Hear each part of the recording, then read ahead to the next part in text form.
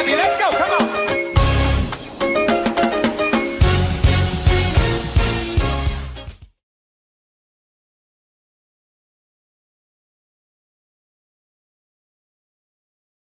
Bonjour ou bonsoir à tous et bienvenue sur l'espace Marceline où tout s'apprend.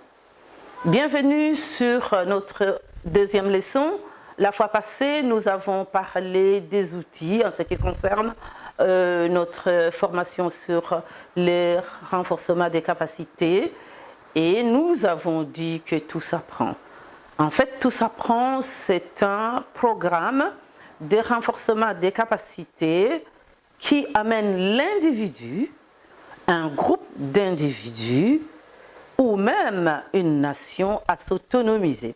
Et cela en découvrant leur potentiel, en acquérant leurs compétences, en développant les capacités qui les amènent aux décisions et à l'action. Nous avons parlé la fois passée des outils. Et le premier outil, c'était le courage dont nous avons tous besoin pour nous jeter à l'eau. Et nous avons aussi parlé de la guérison ou les processus qui nous amènent à nous prendre en charge pour sortir d'une certaine situation désagréable, d'un certain manque de connaissances. Et aujourd'hui, nous allons parler du troisième outil qui est la persévérance. Lorsque vous avez eu le courage de commencer, lorsque vous avez eu le courage de savoir qu'il faut que je fasse quelque chose, vous êtes sur la route de la guérison. Maintenant, il faut tenir ferme. Il faut avoir la persévérance. Il faut savoir que tout ne va pas réussir d'un coup, mais il faut tenir la corde. Parce que les gens qui réussissent commencent toujours là où l'échec s'arrête. Ce n'est pas le moment d'abandonner, c'est le moment d'aller et de dire « je me relève et je vais réessayer ». Et cela, vous n'êtes pas seul, parce que sur cette terre, il n'y a personne qui réussit seul. Si vous avez besoin d'aide, vous pouvez faire appel à un mentor ou à un enseignant ou à un coach, comme vous pouvez l'entendre, même des amis, pour que nous puissions alors travailler ensemble pour que chacun puisse atteindre ses objectifs ou réaliser ses rêves. Et les chercheurs disent qu'il faut au moins 90 jours pour créer les habitudes qui nous font réussir, qui nous font repartir pour atteindre nos buts. Donc, il faut regarder de l'avant et se dire que les jours d'échec sont derrière nous. Maintenant, nous devons chercher les solutions, mais pas n'importe lesquelles. Les solutions qui marchent.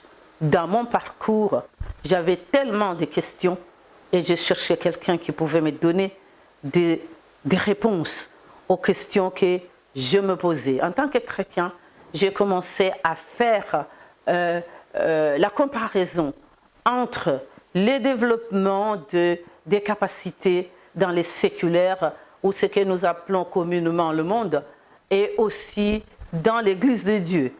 Mais j'ai découvert que les mêmes principes utilisés dans l'Église, ce sont les mêmes qui sont utilisés en dehors et ils réussissent.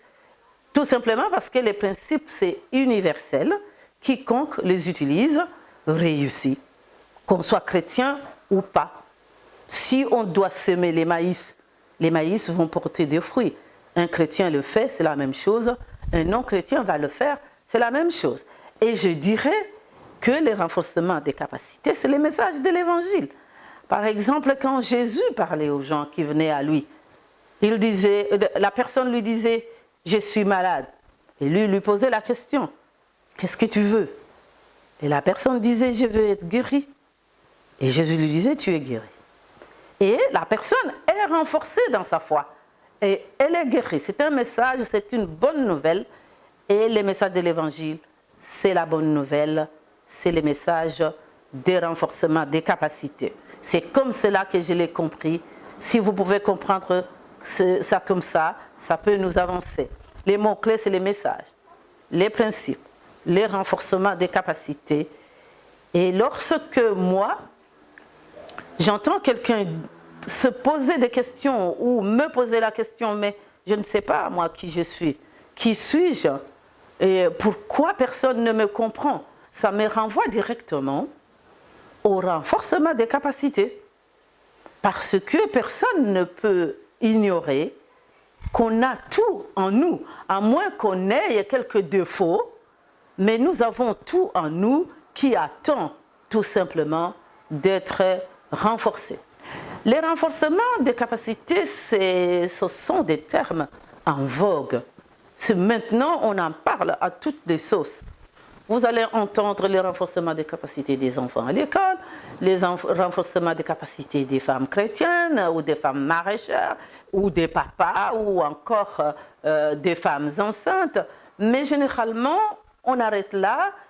Comme nous avons la culture parfois de ne pas poser de questions, on ne pose pas la question et personne ne nous explique ce que c'est réellement. C'est là que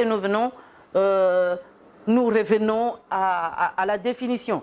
Parce que la définition des renforcements des capacités, nous la verrons tout au long de notre formation parce que ça comporte tout ce dont nous avons besoin pour comprendre que nous devons renforcer nos capacités. Qu'est-ce que c'est que le renforcement des capacités? C'est tout simplement un processus, une marche.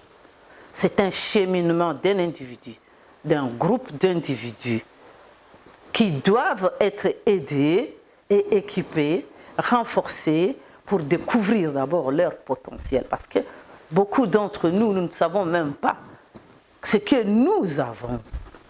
C'est vrai que parfois, ce sont des autres qui doivent déceler cela. Et aussi, nous devons acquérir des compétences qui nous aident à accéder aux ressources disponibles qui nous permettent alors d'exploiter les opportunités. Alors là, lorsque nous avons des ressources et que nous exploitons les opportunités, nous maximisons ces potentiels qui est les nôtres et nous travaillons, nous affinons nos compétences et nos capacités. Donc, le renforcement des capacités, c'est un parcours qui ne finit jamais jusqu'à ma mort. Là, les gens sont accompagnés, équipés, fortifiés, et les trois mots-clés, c'est accompagner, équiper, renforcer. Si quelqu'un vient vous dire qu'il veut renforcer vos capacités, demandez-lui si vous allez être assisté, équipé, renforcé ou comment il va le faire. En cours, le renforcement des capacités, c'est donner du pouvoir. C'est autonomiser. Donner de l'autonomie, c'est aussi donner de l'indépendance. Donc la personne devient autonome. Elle peut prendre des décisions par elle-même, elle peut commencer des actions, et lorsqu'elle en arrive là, elle devient celle qui autonomise les autres. Restez connectés.